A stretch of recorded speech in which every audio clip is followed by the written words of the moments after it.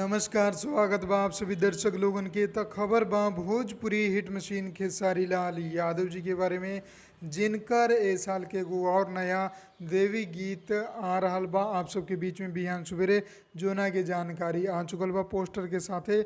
आप लोग सामने स्क्रीन पर पोस्टर देख सकतानी।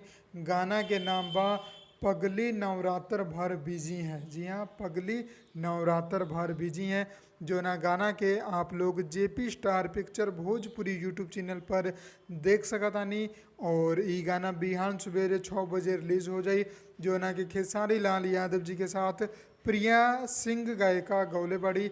ई गाना के रूपेश दुबे लिखले बाड़े, रोशन सिंह म्यूजिक देले बाड़े। और आप लोगन के बीच में पोस्टर था सामने स्क्रीन पर आप लोग देख ही सकतानी।